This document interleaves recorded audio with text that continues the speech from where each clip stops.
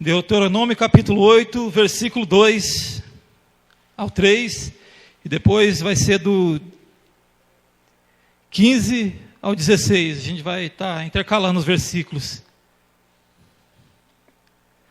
Deuteronômio 2 ao 3 diz o seguinte: recordar-te-ás de todo o caminho pelo qual o Senhor teu Deus te guiou no deserto esses 40 anos, para te humilhar, para te provar, para saber o que estava no teu coração, se guardarias ou não os seus mandamentos. Ele te humilhou, te deixou ter fome, ele te sustentou com o maná que tu não conhecias, nem teus pais o conheciam, para te dar a entender que não só de pão viverá o homem, mas de tudo que procede da boca do Senhor viverá o homem. 15. Que te conduziu por aquele grande e terrível deserto, de serpentes abrasadoras e de escorpiões de secura, em que não havia água e te fez sair água da pederneira, que no deserto te sustentou com o maná, que teus pais não conheciam, para te humilhar, para te provar e afinal te fazer bem. Aleluia. Fala conosco, Deus, em nome de Jesus. Queridos, o tema dessa noite é provação. A provação, amado, ela é bíblica, ela está na vida de todo ser humano, todo ser vivente da face da terra.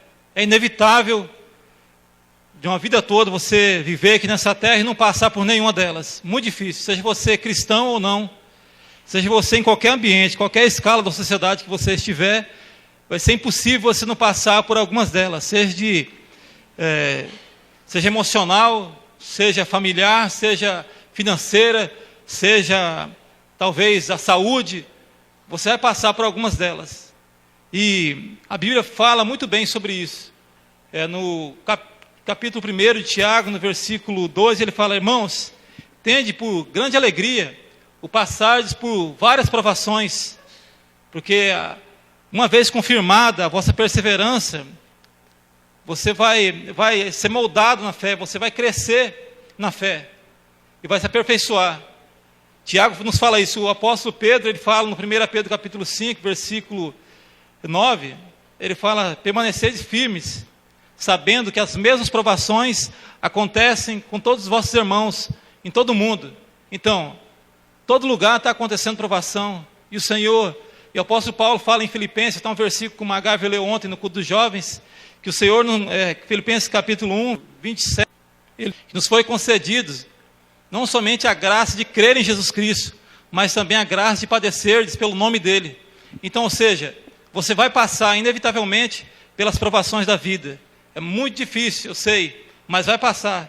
Mas Deus, Ele usa essa situação na minha terra, dando algumas coisas que precisa. E a gente vai ver biblicamente dele como é isso. As pessoas que provação é só dificuldade, é só luta, mas a prova também, amado, vem na vitória, na bonança, nas conquistas. Tudo isso prova o meu caráter e o seu.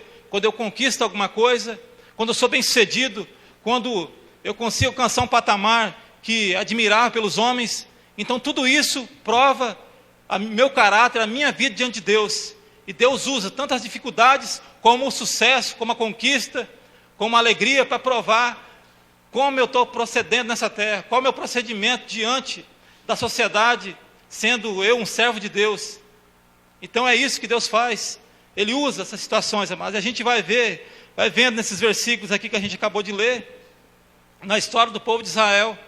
Eles passaram ali 400 anos escravos numa terra que não era a terra deles, era o Egito. Ali começou tudo bem a princípio, eles foram ali por causa de José, só que levantou um rei que não conhecia José, e aquele rei começou a oprimir o povo de Israel, mas Deus sempre esteve com aquele povo ali.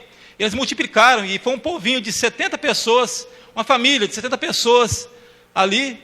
Com o passar dos anos, 450 anos se passaram, e eles vieram a se tornar uma grande nação, um povo muito grande. A Bíblia fala em 600 homens, ou seja, era contado só homens de 21 anos para cima, ou seja, tinha muitos jovens, muitas crianças e as mulheres. Então era um povo extremamente numeroso.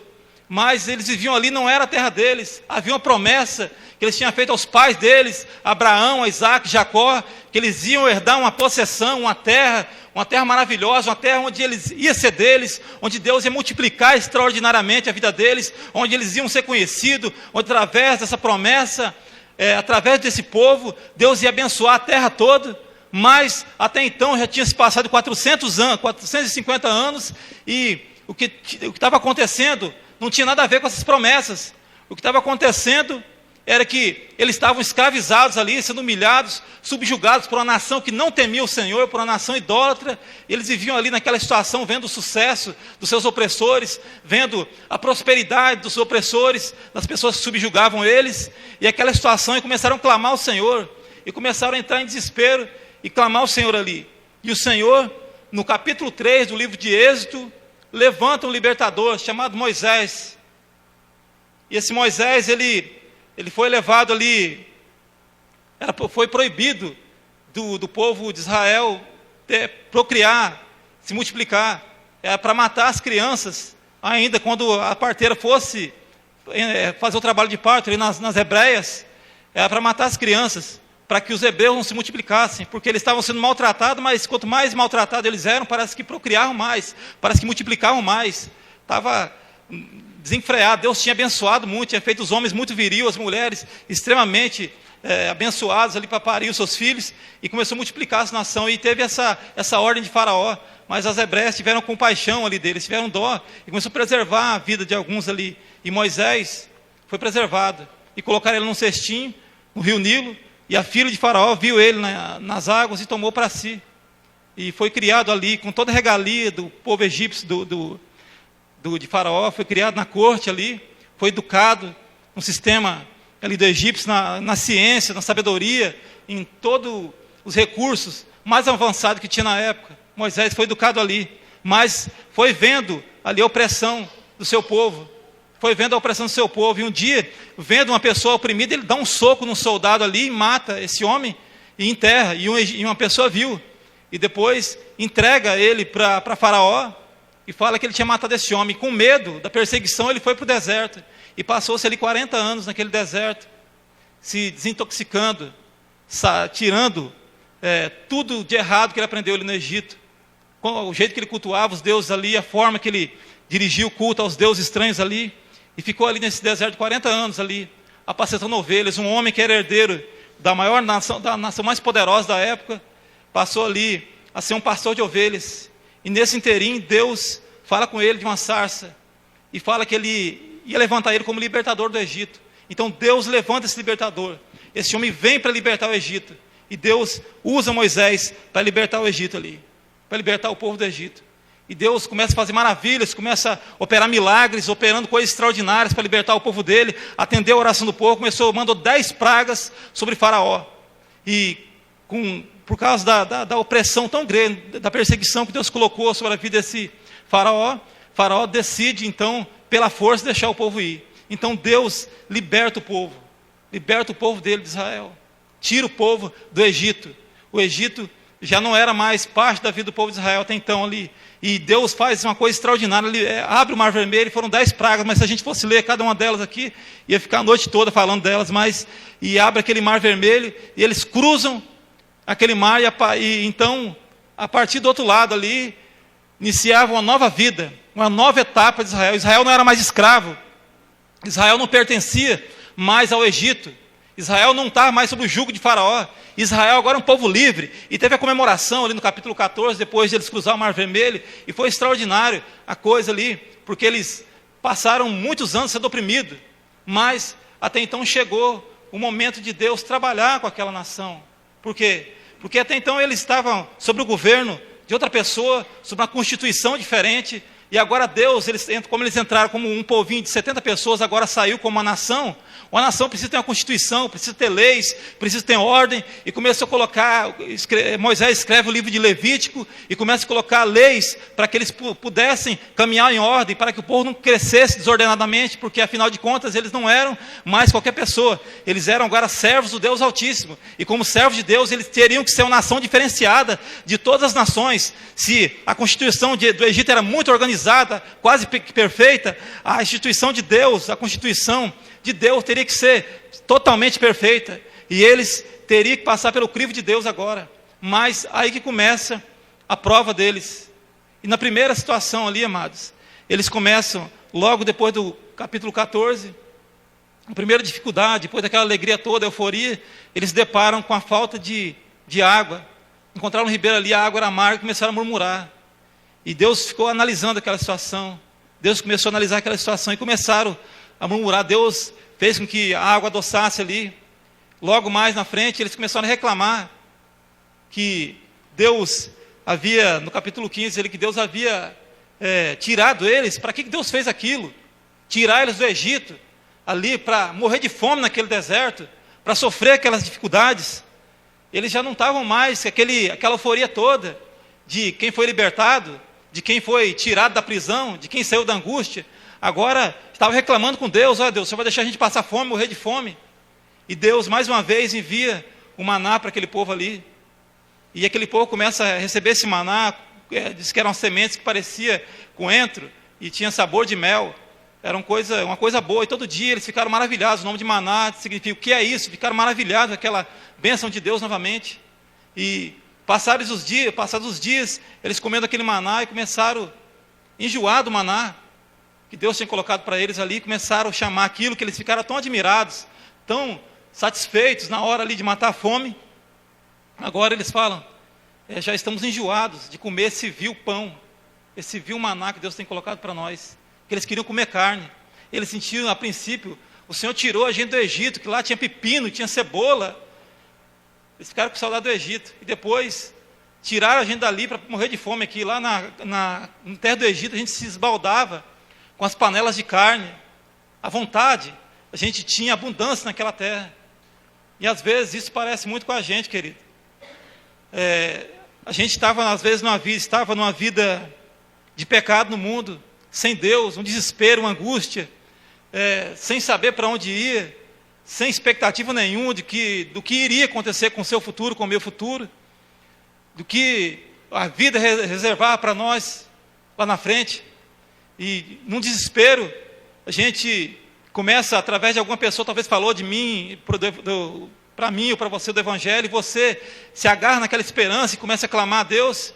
Mas daí vem para o Evangelho todo satisfeito: glória a Deus, encontrei o que eu queria, encontrei aquilo que eu tanto desejava, a salvação. Ser crente é bom demais, servir a Deus é extraordinário, é muito bom ser cristão, é muito bom ser salvo, é muito bom servir a Cristo, que maravilha, Deus tem me abençoado, me tirou daquele vício, me tirou daquela situação que eu vivia ali, e agora eu estou feliz. Mas os dias vão passando, e Deus, Ele vai moldando a nossa vida, vai prestando atenção na nossa vida, colocando situações para mim e para você administrar.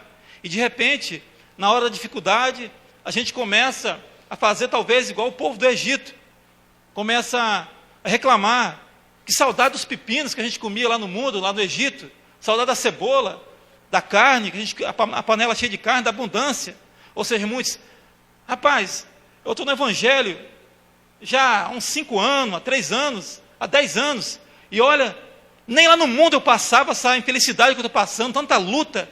Eu saí do mundo para ser crente, saí do Egito, saí do mundo para ser crente, para servir a Deus, e Deus me coloca num deserto desse, para ficar me provando, para deixar nossa situação de miséria aqui. Lá no mundo, pelo menos, quando eu estava triste, eu juntava uma turma de amigos, nós ia para o bar e bebia, e ali a gente se regalava, ficava muito alegre, e a gente ia tocando a vida do jeito que dava. Ou se o problema não estava bem dentro de casa, eu arrumava, talvez, um amante, e resolvia o problema. E era assim que funcionava, é assim que às vezes a gente trata as coisas de Deus. Ou, nem quando eu estava no mundo não passava uma crise financeira, agora que eu sou dizimista, parece que a coisa está apertando mais para o meu lado, e Deus parece que não está ouvindo minhas orações. E às vezes a gente se comporta desse jeito, e Deus está olhando, e Deus está observando todas as coisas. Então, amado, Deus está olhando tudo, e a aprovação vai vir, e a aprovação é um meio que Ele usa para mim e para você, para estar nos analisando diariamente, dia a dia, nossa fé como é que está. E eles foram provados, amados. E no capítulo 16, 13 de Números, ali está uma das provas, talvez das mais terríveis, que esse povo passou ali. Eles, no capítulo 3 de Números, eles estavam diante da terra. A caminhada era de 40 dias nesse deserto, 40 dias a 60 dias.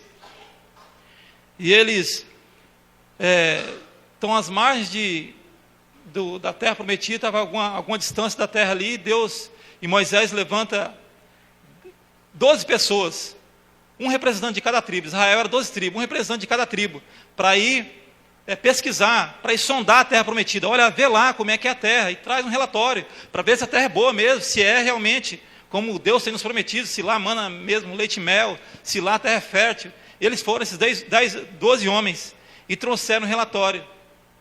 Mas o relatório de 10 deles foi muito frustrante. Conseguiu contaminar a nação toda. Conseguiu contaminar toda a nação, a incredulidade deles. Eles tinham visto Deus abrir o mar vermelho, tinham visto Deus matar os primogênitos do Egito, tinham visto Deus mandar praga de rã, fazer chover fogo do céu, ver tantas coisas extraordinárias, mas eles chegaram lá naquela terra e viram pessoas de estatura maior que eles, gigantes. Os filhos de Anak chegaram ali e falaram: olha, Moisés, literalmente a terra é como se fala, lá mana leite e mel, trouxemos aqui o fruto da terra, cacho de uva que precisava 2 homens carregar, então ela é fértil para todo lado. Porém, os moradores de lá são um povo de guerra, são um povo poderoso aos nossos olhos. Nós, aos olhos deles, era como gafanhotos, era muito pequeno. E então eles começam a inflamar o povo ali, e Josué e Caleb foi o único que não entrou nessa situação. E, desculpa, irmãos, imaginei que alguém ia ligar essa hora. Então, amados, ele estava ali, não imaginava que ia se deparar com a situação, e com esse relatório ali, e as pessoas conseguiram contaminar a nação toda através do relatório. E Deus ficou irado com esse povo, e decidiu acabar com aquela geração, e atrasou 40 anos, foi 40 anos depois que eles foram entrar na terra prometida.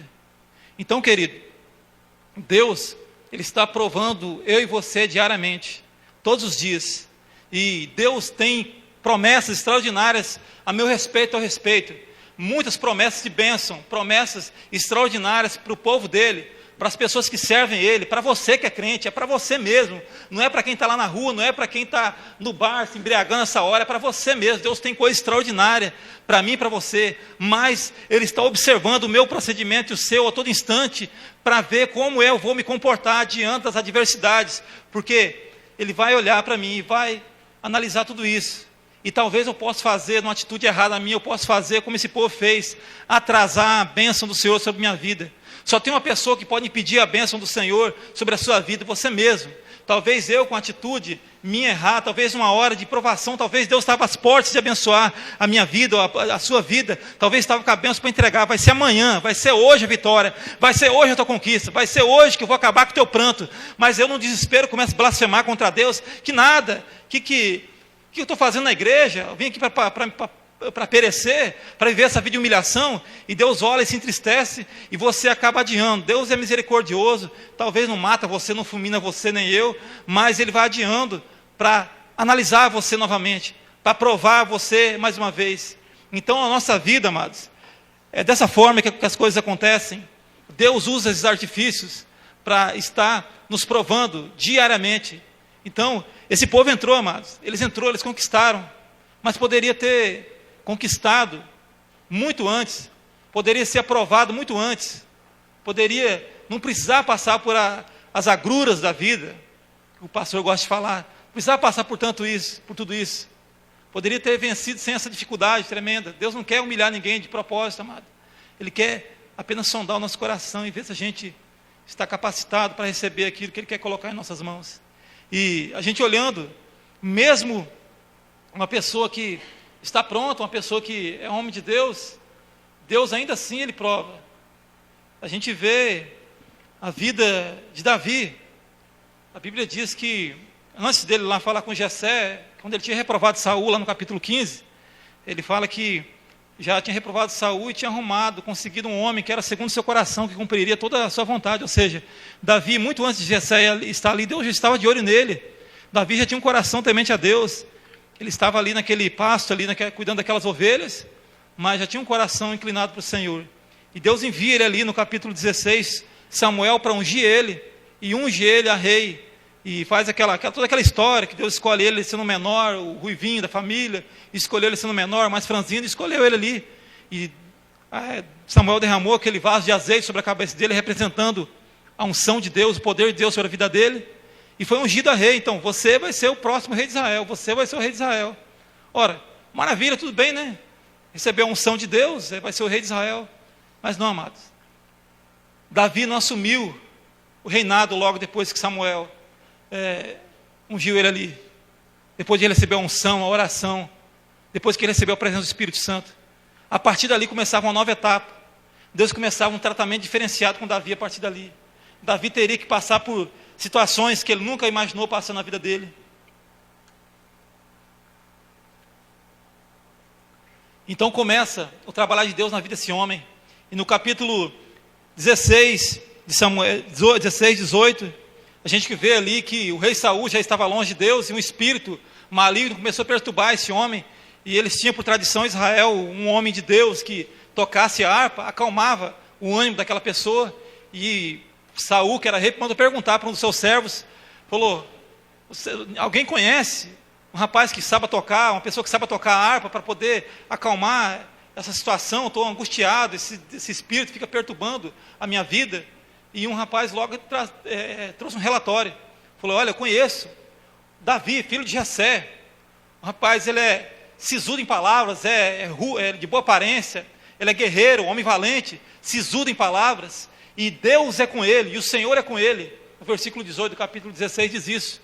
Então, ou seja, Davi já tinha umas patentes, já tinha um respeito ali, algumas pessoas já conheciam ele, mas Deus conduziu ele ali para tocar aquela harpa diante de Saul, para ele observar o reino, para ele estar perto do rei, para ver como é que era o procedimento do rei, como deveria fazer e como não deveria fazer, como um rei se comportava, para ele conhecer a casa real, como as coisas teriam que acontecer. E Davi esteve ali diante do rei Saul, e foi vendo como é que era o governar um reino, porque não é colocando uma pessoa numa prefeitura ou no governo do estado, coloca aí porque ele é bonzinho, não. Tem que analisar se essa pessoa é preparada, se a pessoa tem condições emocional, tem estrutura mental ou capacidade para governar. Então Deus não é burro, Deus colocou Davi ali para estar aprendendo, para estar vendo como é que tomava de conta de uma nação, como é que ia dirigir a nação dele. E Saul, por mais que tivesse desobediência, ele tinha passado um período reinando, então já tinha uma organização, já tinha ali uma monarquia estabelecida.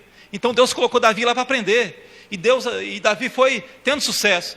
Davi, passado esse episódio, Davi voltou para a casa dele, e mais uma vez Israel perseguido por causa da desobediência. Deus coloca perseguidores em Israel ali, e levanta um homem de grande estatura, que chamaram ele de gigante, chamado Golias de Gate, e começou a humilhar o povo de Israel ali, num arraial, como se alguém estava numa montanha, outros em outra montanha, e esse gigante descia no vale, e começava a ofender o Deus de Israel, falar que não tinha homem naquele lugar, falar que se ali tivesse um homem para pelejar com ele, para entrar na batalha com ele, e todo mundo ficou com medo daquele homem, daquela estatura, porque o homem era grande demais. Diz a Bíblia que ele tinha mais ou menos 3 metros de altura, era um homem muito grande, era um homem fora do normal, era um gigante mesmo, e um homem de batalha, e aquele homem gerou medo de Israel. Falou: não precisa a gente batalhar, coloca alguém de vocês aí, que seja capaz de batalhar comigo. E as pessoas ficaram com medo, e Deus, mais uma vez, usa Davi. Davi chega ali, pequenininho, todo humildezinho, e ouviu aquelas blasfêmias, aquele cara falando mal de Deus, falando mal de Deus vivo, e ele já pergunta: quem é esse incircunciso? Ou seja, quem é esse cara que não tem Deus no coração? A circuncisão era o símbolo da presença de Deus. Quem é esse sujeito que não tem Deus? Ele não é crente, ele não tem meu Senhor. Quem é ele para estar blasfemando contra o nosso Deus aí? Me dê uma oportunidade para batalhar com esse sujeito. E as pessoas achou meio suspeito ali, porque ele era pequeno. Mas Deus, enfim, concedeu a oportunidade dele pleitear com esse homem ali. E Deus colocou esse desafio, um desafio para treinar o caráter de Davi mais uma vez, para provar a fé de Davi. Colocou um desafio muito grande para um jovem dos seus 17 a 18 anos, que era um guerreiro enorme e instruído na batalha. E colocou ali Davi, pela fé no Senhor, ele venceu. O gigante começou a amaldiçoar e falou: olha, vocês têm colocado criança para brigar comigo? Vem com pau e pedra para brigar comigo aqui, para pleitear comigo. E começou a amaldiçoar. E Davi falou assim: olha, não tem medo de você. Ele falou assim: vocês vêm aqui, vou jogar tua carne para as feras do campo, para as bestas das feras comer, para as aves do céu comer a tua carne, vou matar você. Davi falou assim: não, você não vai me matar, eu vou te matar. Você vem em mim com lança, com escudo, com espada, mas eu vou contra você em nome do Senhor dos Exércitos. E venceu, com uma pedrada só, acertou a fonte daquele homem, aquele homem caiu, e Davi com a própria espada cortou a cabeça dele. E Davi obteve vitória. E mais um ponto, Deus avaliando mais um ponto na vida de Davi, Deus provando aquele homem mais uma vez, vendo como é que era o comportamento dele, diante de uma situação calamitosa ali, viu? Mais um ponto, mais uma vez aprovado. E Deus vai, continua olhando, e a partir daí, amados, quando você não é nada, as pessoas nem ligam para você, né? Começa passando um concurso, começa a prosperar na vida financeira, começa a ter sucesso, já começa a levantar inveja, já começa a levantar, o cara está querendo ser, está se achando, e começa a falar mal de você, e começa a brigar com você, ou querer arrumar dissensão com você. É desse jeito que funciona, e com Davi não foi diferente.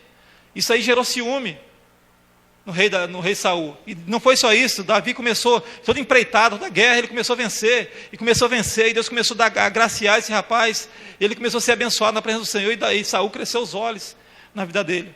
Então, amado, se você está sendo sucesso, Deus está te abençoando, é inevitável que muitas vezes vão levantar perseguição contra a tua vida. Vai ter perseguição, porque é difícil alguém tacar uma pedra numa árvore que não está dando fruto, uma árvore seca ali, o pessoal nem olha para ela. Se não tem nenhuma laranja ali, que o cara vai tacar uma pedra ali ou querer?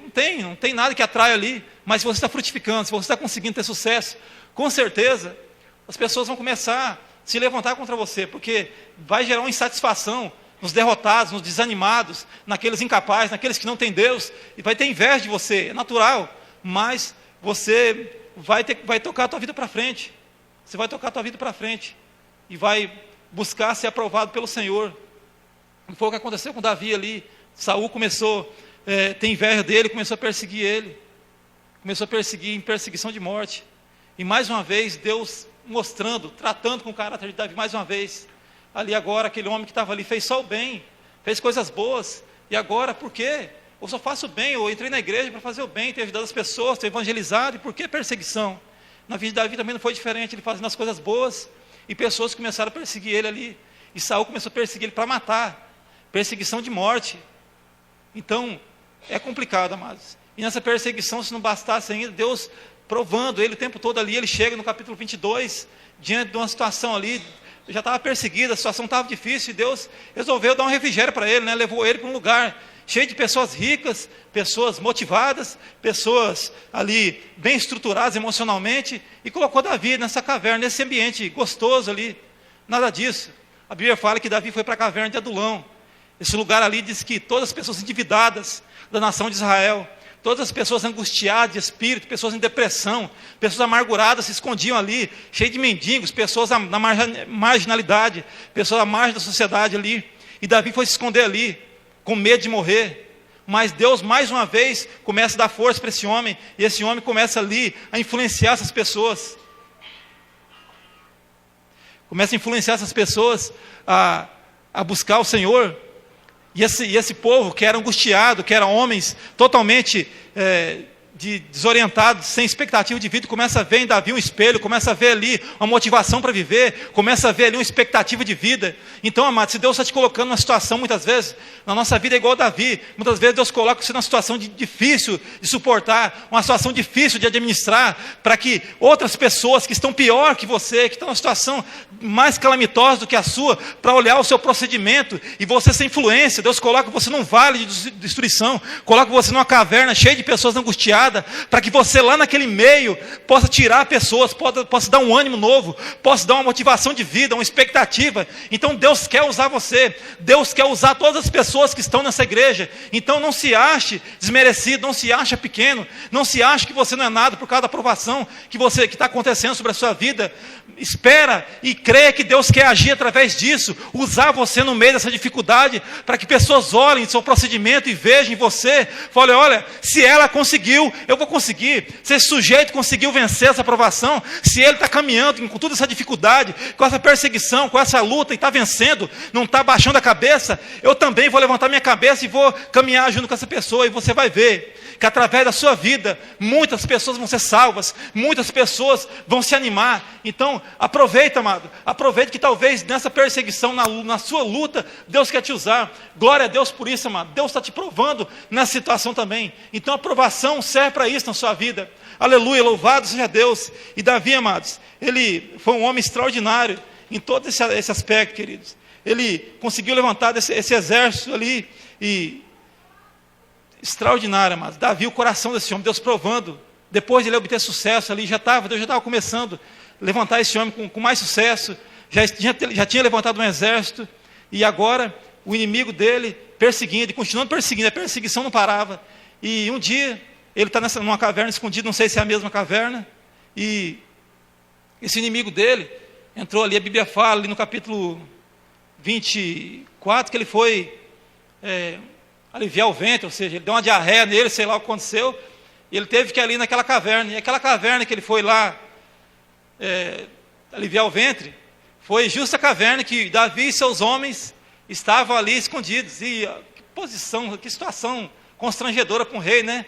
E Davi teve a oportunidade clara de matar ele, e os homens falaram, olha, o teu Deus entregou o teu inimigo na tua mão hoje, e Davi cortou a orla do manto dele naquela situação constrangedora de Saul, cortou a orla do manto dele e resolveu poupar a vida de Saul e falou, longe de mim, vocês não sabem o que estão falando, longe de mim levantar a mão contra o ungido do Senhor. Então, amados, Davi tinha um coração extraordinário, ele teve a oportunidade de se vingar, mas Jesus Cristo não tinha se manifestado em carne nessa época, mas ele já tinha um princípio cristão já no coração dele, de não se vingar, de não ser vingativo. Então, amado, não seja vingativo. Estão te perseguindo, estão atacando você através de fofoca, através de situações que você não poderia passar, seja no trabalho, seja na vizinhança, seja na família, seja em qualquer ambiente. Não fica preocupado com a vingança. Estão querendo derrubar você, não fica preocupado em se vingar. Não deixe que esse sentimento consuma seu coração. A Bíblia fala em Romanos 12, no versículo 19, fala assim que Deus fala, a mim pertence a vingança, eu retribuirei, diz o Senhor. Enquanto a vós, assim, se o teu inimigo tiver fome, dá-lhe de comer, se tiver sede, dá-lhe de beber. Fazendo isso, amontoarás brasas vivas sobre a cabeça dele. E não se deixe vencer do mal, versículo 21. Mas vence o mal com o bem. Ou seja, vence o mal com o bem. Vence as dificuldades com o bem. Vence o que as pessoas fazem de mal para você com o bem. Vai amontoando brasa viva no coração dela, na mente dela. A pessoa vai ficar sem entender nada. O quê, rapaz? Eu tenho perseguido tanto esse sujeito, tanto essa mulher, e ela fica fazendo bem para mim agora, na situação que eu preciso. Logo, quem vai me ajudar? Mas não tem coisa pior para um cara que persegue você, do que no dia da dificuldade dele, ser logo a vítima, vai lá e a vítima da perseguição dele, vai lá e abençoa ele, ou ora por ele, ou ajuda ele. O cara vai ficar transtornado, amontoar literalmente, a consciência do cara vai ficar bombardeada, como brasa viva mesmo. Então faz isso, Davi fez isso, resolveu poupar a vida de Saul. Então o coração de Davi, extraordinário. Davi foi um homem aprovado pelo Senhor. A gente pode olhar, amados, que Davi também no capítulo 16 de 2 Samuel, ele também tem uma situação ali que a cidade que ele estava escondido foi saqueada, e eles voltaram da batalha, e ficou as mulheres e as crianças e os bens deles naquela cidade, e voltou, a cidade foi saqueada, e eles levantaram um exército de 600 homens, foram perseguir aquelas pessoas que saqueou ali os bens deles, e nessa perseguição, 200 homens ficaram muito cansados, que não aguentavam, começou a desfalecer, e ele falou, fica aqui, guarda a bagagem. E 400 homens foram lá, venceram a batalha, trouxeram o que os inimigos tinham roubado, trouxeram ainda todo o despojo, trouxeram o ouro, todos os bens dos inimigos, e voltaram. E chegando ali no lugar onde os outros 200 ficou atrás, aconteceu que alguém ali da turma ali, que foi com ele, do exército, falou, olha, a presa, as coisas aqui, os bens que a gente conquistou lá, vai ser só para nós. Esses covardes que ficaram aqui, ó, não vai participar da bênção, não vai participar do despojo, não. E Davi falou assim, olha, vocês não sabem o que estão falando, não faça isso. O Senhor nos deu uma vitória hoje, foi o Senhor que nos deu essa vitória. E a mesma parte que os que ficaram lá, que foram na batalha, vão receber, os que ficaram aqui guardando a bagagem vão receber, vão ser justos. Foi Deus quem deu essa vitória para nós. Então Davi era um rei justo, Davi foi um homem justo, tudo isso antes de ser rei. Davi não foi rei, nessa época ele não era rei ainda, mas já estava sendo moldado o caráter de ser um homem, um rei, não um rei qualquer, porque existia vários reis ao redor aqui. Saul mesmo era um rei, mas esse rei era diferenciado. Esse rei é o rei que Deus falou lá para Samuel no capítulo 15 de 1 Samuel, o homem segundo o meu coração. Então Deus estava moldando e moldou o caráter desse homem para assumir a responsabilidade da nação mais poderosa da terra, que foi o rei de Israel na época de Davi. Enquanto ao inimigo dele, não precisou ele brigar com Saul, não precisou ele perseguir Saul. O próprio Saul, por causa dos pecados dele, por causa das consequências, por causa das coisas erradas que ele havia cometido, abandonado Deus, ele veio a perecer na mão dos inimigos. E Davi não precisou nem buscar o reino, eles proclamaram Davi rei. Então, amado, não precisa você correr atrás de bênção. Se você é fiel com o Senhor, a Bíblia fala em Deuteronômio 28, versículo 2, que as bênçãos vão te acompanharão, ou seja, elas vão vir atrás de você. Então não precisa você ficar correndo, ou usando artifícios, ou tentando dar um jeitinho. Não, Deus tem um jeito dele. Confia a tua vida na mão do Senhor. O resto, deixa que Ele tome de conta. Então Deus, Ele está o tempo todo, amados, o tempo todo analisando nosso caráter, nossa vida. E mesmo um homem aprovado como Davi, teve que passar por essa situação. E olhando mais um personagem aqui, queridos, a gente olha no livro de Jó. Jó no capítulo 1 diz que ele era um homem íntegro, reto, fiel, que se desviava do mal. Deus falou isso, sabe para quem? Para Satanás. Satanás chegou de sondar a terra, junto com os anjos ali, e Deus falou para ele: olha, você viste meu servo Jó lá na terra? Homem íntegro, fiel, que desvia do mal. E Satanás falou assim: com certeza ele é fiel ao Senhor. O Senhor tem cobrido um homem de bênção, ele é próspero, tudo que ele coloca a mão prospera. O homem é muito, extremamente rico. Então, tira os bens dele, vamos ver se ele continua glorificando, vê se ele não vai blasfemar o Senhor na hora. E Deus apostou na vida de Jó. Então, amados, Deus, às vezes Ele está apostando fidelidade, mesmo você sendo crente, mesmo você sendo íntegro diante do Senhor, Deus está apostando em você. Deus está querendo ver a tua fidelidade em qualquer situação, assim como foi na vida de Jó. E Satanás resolveu ali, por permissão de Deus, acabou com todos os bens dele, e logo depois, tocou a família dele. E Satanás, não satisfeito, e Jó não blasfemou o Senhor, falou assim: o Senhor quem deu, o Senhor quem tirou, louvado seja o nome do Senhor.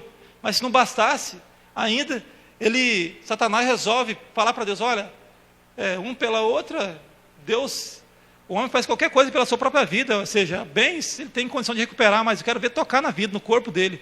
E Deus, por permissão, falou: olha, pode tocar o corpo dele, só não tira a vida. E esse homem veio a padecer enfermidade terrível, além de seus filhos morrer, ter perdido os bens. Ele era o homem mais rico do Oriente, mas perdeu todos os bens, perdeu a família, seus filhos, e veio cair em tremendo sofrimento ali, a enfermidade. A Bíblia fala de tumores, furuncos sobre o corpo dele todo, chagas, e era terrível a situação dele.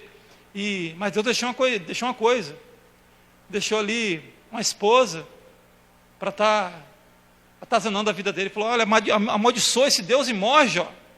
Às vezes não estou aqui criticando, não, porque a esposa dele foi boa, né? Porque estava do lado dele. Pelo menos, como diz o pastor Claudinho Duarte, embora tudo tivesse acontecido, ela não abandonou ele, estava ali pelo menos para criticar ele, né? Mas ele falou assim: você fala como qualquer louca, mulher. Eu recebi o bem do Senhor, não vou receber o mal. Então, recebo tudo de Deus. Então, ele não pecou. A Bíblia fala que Deus não pecou. E além disso, ainda, os amigos dele, ficou 3 amigos ali para acusar ele também. Começou a acusar ele de pecado, começou a falar mal da vida dele. Então, às vezes, você está no Evangelho, e as pessoas começam a criticar você, por causa de luta, por causa de perseguição, por causa da tua prova. E, rapaz, está feio, hein? Você está na igreja, lá o trem está pior. Está feio, rapaz. Você não está servindo Deus direito, não, porque o bicho está pegando para o teu lado, as coisas estão pior. Rapaz, eu nem crente não sou, não vou na igreja, não estou na situação, não está na hora de você orar mais. Vamos daquele jeitão, né, religioso, vai rezar mais, cara. Mais ou menos nesse estilo aí. E começa uma situação desse jeito. Mas a Bíblia diz que Jó não pecou contra o Senhor e ficou suportando a perseguição. E Deus foi moldando o caráter de Jó, observando Jó ainda ali. E ele não desistiu, amados. A Bíblia fala no capítulo 19, versículo 25, que no meio de toda a dificuldade ali, as pessoas blasfemando contra o nome de Deus, blasfemando contra a vida dele ali, ele falou assim: olha, eu sei que o meu Redentor vive. e por fim se levantará sobre a terra. Ou seja, ele tinha uma expectativa que mesmo naquela situação caótica, ele tinha uma esperança, ele conhecia o Deus dele, ele sabia que Deus ia entrar com provisão, ele sabia lá no fundo do coração dele que Deus era bom. Então, amado, independente da situação, saiba de uma coisa, independente da luta que você sofre hoje, da prova que você está passando hoje, queridos, Deus é bom, Deus vai se levantar. Creia, o teu Redentor vive, o teu Redentor vive, o teu Redentor é o mesmo Redentor de Jó, o teu Redentor está à disposição, ele está observando no momento certo, na hora certa, ele vai entrar com providência, não vai chegar atrasado nem adiantado, no momento certo ele vai entrar, no momento que você for padecer, no momento que não tiver mais jeito, que você perder as suas forças, que você não tiver como lutar mais, naquela hora, Deus vai entrar com a providência, na hora que esgotar todos os seus recursos, na hora que esgotar tudo que você possa pensar, todo o seu intelecto, Deus vai entrar com a provisão, porque Deus, ele não é limitado ao seu intelecto, aos seus recursos, Deus é um Deus de providências, Deus é um Redentor poderoso e fiel, que pode suprir toda e qualquer necessidade, qualquer situação, aleluias, e Deus entrou com a providência na vida de Jó. A Bíblia fala que, ali no capítulo 42, que Jó foi restituído tudo que ele tinha, que do meio do redemoinho, Deus falou com Jó ali e resolveu restituir, deu 4 filhos e 3 filhas, os filhos que ele havia perdido agora, Deus deu a mesma quantia para ele, deu 4 filhos, e as 3 filhas de Jó, diz que eram as moças mais bonitas do mundo da época, e restituiu todos os bens dele, e ele era o homem mais rico do Oriente, mas agora a Bíblia fala que deu em dobro, ou seja, ele, além de já era muito rico, Deus restituiu o que ele havia perdido, e deu o dobro ainda. Deus viu Jó ali, e resolveu abençoar ele, porque viu a fidelidade dele, então Deus restituiu tudo, e Jó proclamou o seguinte, falou, olha, eu conhecia o Senhor, no capítulo 42, versículo 5, ele fala o seguinte, eu conhecia o Senhor só de ouvir falar, mas depois disso, agora eu vejo face a face, ou seja, às vezes é necessário eu e você passar por uma situação muito difícil, por provas difíceis, para que a gente crie uma intimidade maior com o Senhor. Talvez você nunca viu um milagre da parte de Deus na sua vida. Ah, irmão Kleber, eu quero ver um milagre, uma coisa sobrenatural que eu nunca vi antes. Então se prepara que você não sabe o que você está pedindo, ou sei lá, você sabe, para que Deus possa manifestar uma coisa sobrenatural, uma coisa fora do alcance, do nosso intelecto, daquilo que a gente pode pensar, daquilo que a gente possa imaginar, para Deus operar um grande livramento, é preciso você estar passando por uma grande provação, é preciso você estar passando por um momento de muita dificuldade, para daí sim você ver, falar verdadeiramente, essa situação não pode ter sido o homem, não pode ter sido o meu recurso, não pode ter sido o poder do meu braço, não pode ter sido eu que consegui isso, tem que ser Deus, foi Deus, e você vai saber que foi Deus, não tem como negar. Quando Deus faz um milagre, não precisa você falar que é milagre, não precisa provar, dar um jeitinho, não, você viu, né, porque estava meio assim, aí você viu que eu providei aquela coisa meio embaçada, aquela coisa meio obscura. Quando Deus opera um milagre, as pessoas vão saber que é milagre, as pessoas vão saber, você vai entender que é milagre. Então quando Deus resolver operar um milagre na tua vida, você vai ver que foi Deus, você vai ver a face de Deus, vai saber que Deus operou, não tem como as pessoas negar, não tem como as pessoas não dizer, até o ímpio vai dizer, verdadeiramente, foi Deus. Inclusive, o próprio Jó aqui, depois daquelas pessoas que perseguiram ele, e veio ali pedir para que Jó orasse por eles, talvez os seus inimigos vão vir um dia aí na tua casa, ou vir na tua casa ainda, e você vai ter que abençoá-los, você não vai humilhar ninguém, você não vai aproveitar da autoridade, da bênção que Deus te deu, para humilhar as pessoas, você vai usar de misericórdia, como Davi usou, como Jó usou, e vai abençoar essas pessoas, porque Deus faz assim, amados, Deus faz dessa forma, quando Ele quer provar as pessoas. Então a aprovação, ela é extraordinária, ela prova o nosso caráter, ela faz de mim e de você, pessoas extraordinárias, pessoas acima da média, pessoas que não vivem na mediocridade, pessoas que vão influenciar, não que vão ser influenciadas, não que vão ser levadas pela maré, mas pessoas que vão liderar, pessoas que vão arrastar, pessoas que estavam indo para o inferno, para a escuridão, você vai trazer para o reino da luz. Por quê? Porque Deus vai aprovar aqueles que obedecem a Ele. Amados, Deus é um Deus de maravilhas.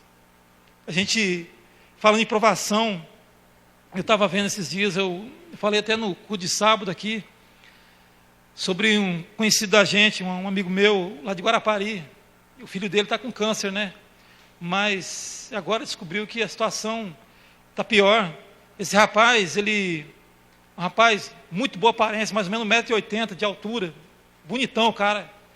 E ele trabalhava na maior danceteria do Brasil. O Saulo, acho que conhece, lá, Multiplace Mais, lá em Guarapari. Ele trabalhava ali na família, o nome da família dele é bem famoso na região ali, família dos Vassoler, família bem estruturada, tem casa de praia. Mas esse homem um dia ouviu falar de Jesus e converteu ao Senhor. E foi para o seminário, estudou e permaneceu ali. E Deus abençoou ele, ele continuou ali no seminário e virou um professor, pastor. E o ano passado ele foi colocado como diretor do seminário de Florianópolis, Santa Catarina. E esse ano, há uns 2 meses ou 3 meses atrás, descobriu que o filhinho dele está com câncer. E agora, foram ver, ele está com câncer no intestino e está com câncer no cérebro. E uma situação bem difícil para um homem daquele. Mas por que uma situação dessa? O rapaz renunciou todo o status, toda aquela luxúria da juventude, toda aquela fama que ele tinha naquela cidade ali, para servir o Senhor. Ou seja, teve uma renúncia, dedicou o coração para Deus, constituiu a família dele ali, casou, teve o filhinho dele tem 4 anos de idade, e agora, no ministério, encaminhando pessoas para o ministério, ensinando, sendo diretor ali, daquele lugar, muito jovem, mas muito dedicado para o Senhor, e descobre que o filho está com câncer, e 2 câncer, um câncer maligno no cérebro, e que situação triste. E vão tentar fazer uma cirurgia no intestino, para ver, porque na cabeça o médico falou que não tem como, que ele não vai resistir.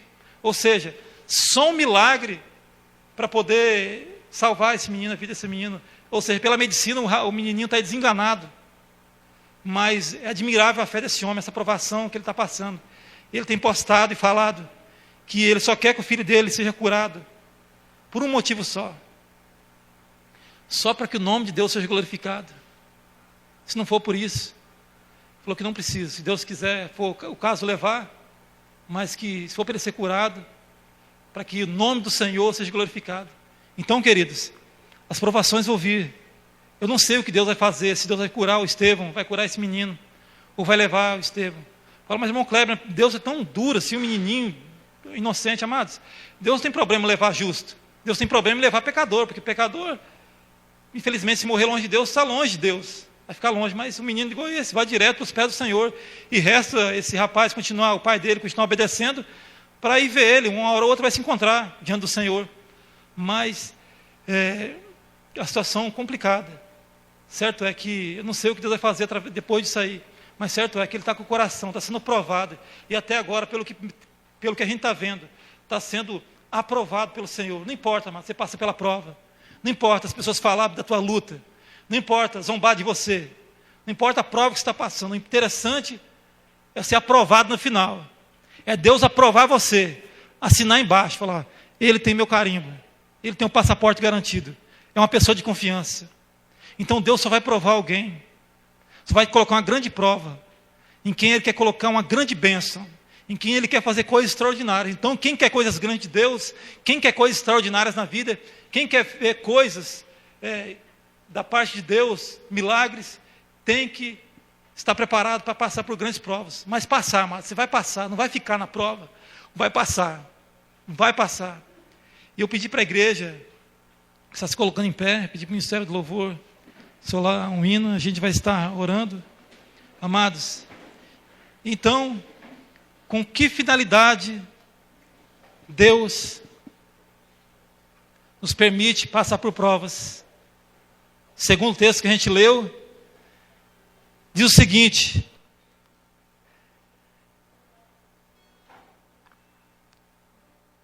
ele diz o seguinte, que no deserto te sustentou com o maná, que teus pais não conheciam, para te humilhar, para te provar, e afinal te fazer bem. Aleluia, feche seus olhos. Aleluia.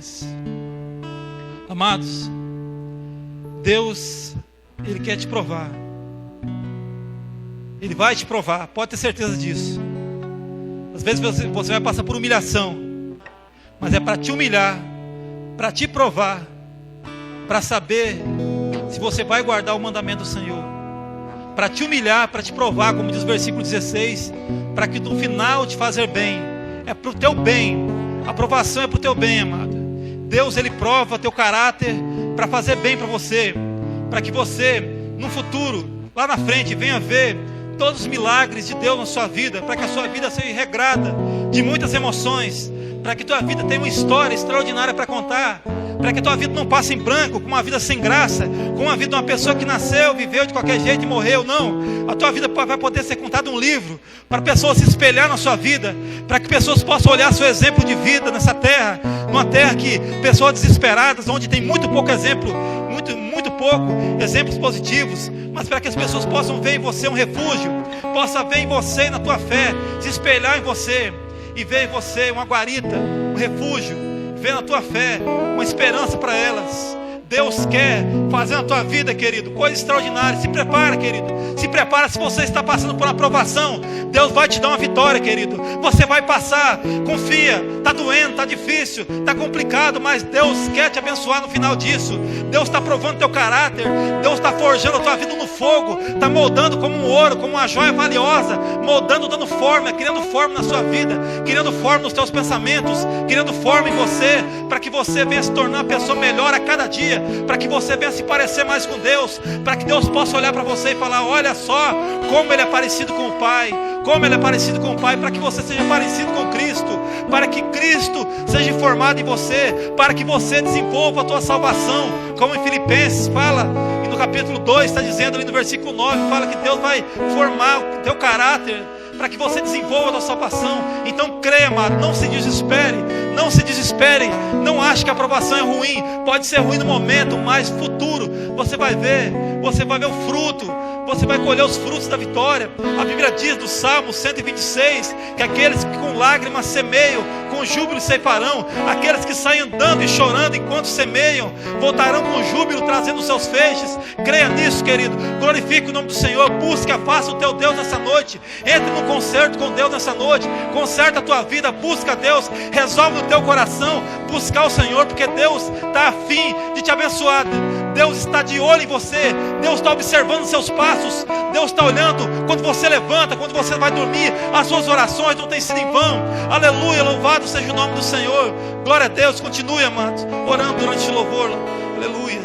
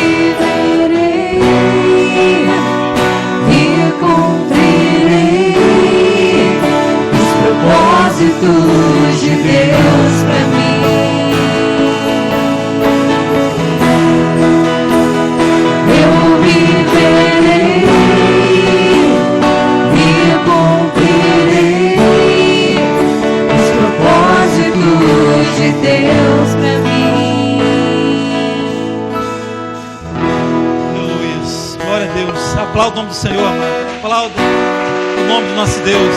Aleluia. Aleluia. Glória a Deus. Os amados podem ficar à vontade, podem se sentar. Aleluia.